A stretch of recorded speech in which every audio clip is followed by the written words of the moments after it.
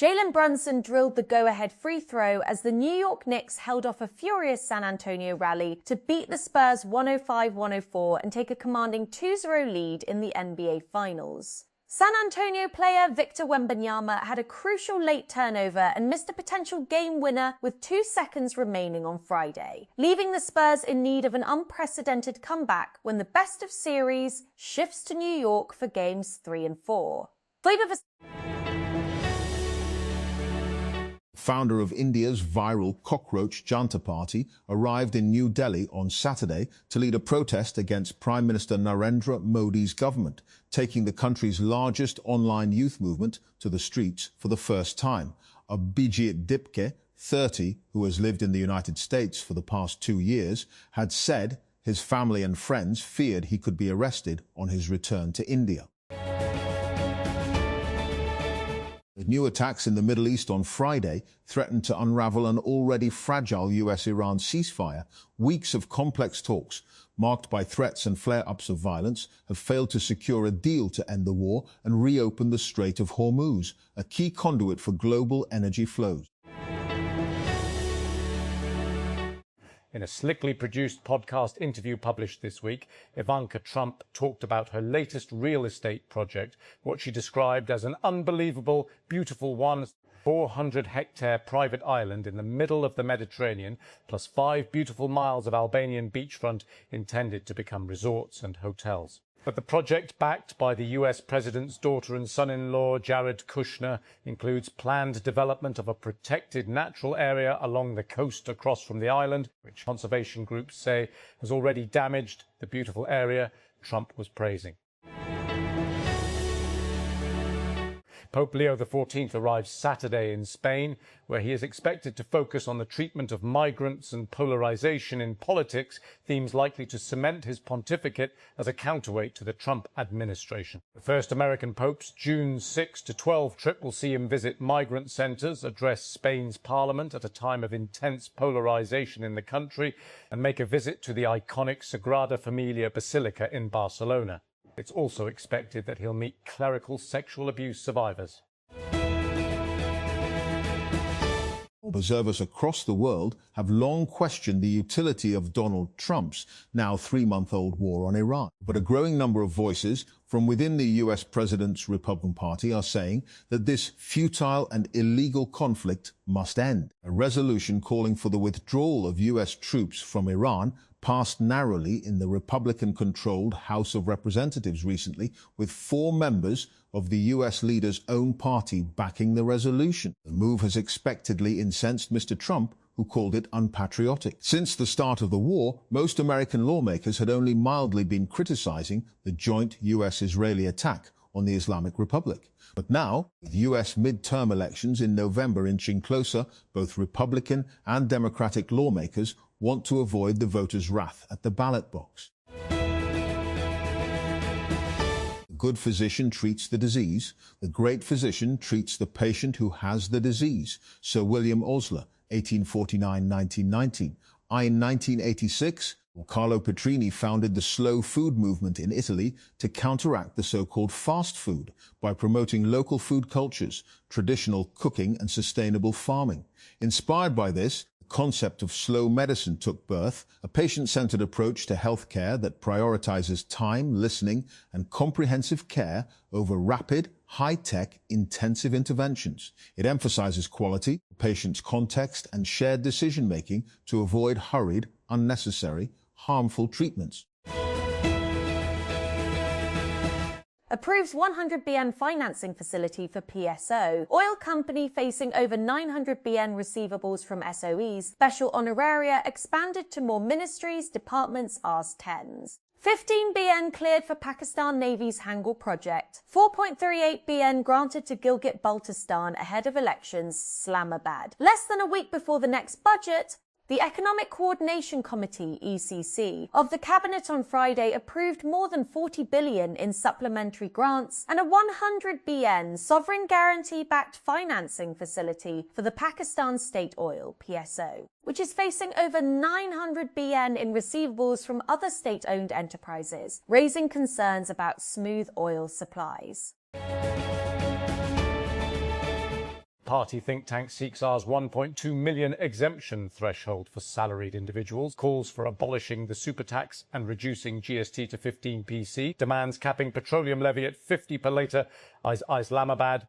In a shift from its earlier stance of non-engagement, the Pakistan Tehreek-i-Insaf has unveiled its budget proposals for 2026-27, calling for relief to the salaried class, sharp reductions in government expenditure and wide-ranging reforms to what it describes as a fiscal framework that has burdened taxpayers without ensuring economic stability. Quetta. The Balochistan High Court on Friday suspended the implementation of a First Information Report, FIR, registered against leader of the opposition in the National Assembly, Mehmood Khanachakzai, while admitting his constitutional petition for regular hearing. A BHC division bench headed by Chief Justice Mohammed Kamran Molokhkhail heard the petition challenging the FIR lodged against Mr. Achakzai by police in Kila Abdullah district. Following preliminary arguments, the court ordered the suspension of the FIR's implementation and issued notices to the provincial government and other respondents for the next hearing. After a very profitable decade on Microsoft's board, Reid Hoffman is stepping down, the company announced Thursday. Hoffman joined the board after Microsoft bought his company LinkedIn for $26.2 billion in 2016. Hoffman was on Microsoft's board when it invested its first $1 billion into OpenAI in 2019. Hoffman was one of OpenAI's original investors and served on the model maker's board until he stepped down in 2023, citing too many potential conflicts of interest to continue. He was also on Microsoft's board when the tech giant entered into one of those non-acquisition, acqui-hire deals for $650 million with his AI startup Inflection AI. Microsoft hired Inflection co-founder Mustafa Suleyman through that deal. UK Prime Minister Keir Starmer has hit out at people trying to interfere in our democracy after US Vice President. Jade Vance waded into a national controversy by blaming mass migration for the recent murder of a student. The killing of Henry Nowak, an 18-year-old white student, sparked a national outcry after it emerged that police officers had handcuffed him as he lay dying, inflicted by Sikh man Oi Vikram Digwai, a 23-year-old Sikh man, in an attack late last year. United States President Donald Trump has sought to reassure farmers hard hit by tariffs and the economic fallout of the US-Israeli war with Iran during a visit to Wisconsin. The stop in Chippewa Falls on Friday for a farming roundtable comes months before the midterm elections in November. Trump was seeking to bolster support for Republican US Representative Derek Van Orden, who has been targeted by Democrats hoping to take control of the chamber. South American electoral authorities may want to consider the soccer calendar when setting the date for the next vote. That seemed to be the lesson from Colombia, where the excitement for its first World Cup outing since 2018 spilled into the political arena ahead of a presidential runoff on June 21. Israel's military carried out a spate of attacks in Gaza, continuing its bombardment despite the ceasefire that remains in place on paper, as Palestinian factions prepare to convene in Egypt to discuss the enclave's future. In Friday morning's attack, an Israeli drone killed a young woman and injured at least 15 others in the southern Khan Yunis area, according to the Palestinian Wafa news agency.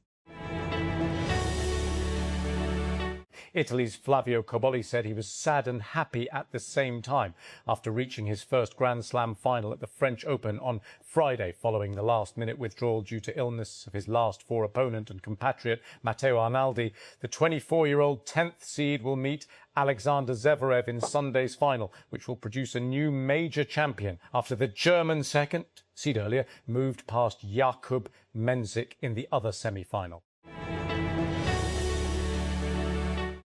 Iran's World Cup football players have been granted visas to enter the United States, according to a White House official, just 10 days before their first match in Los Angeles amid a conflict between the two countries.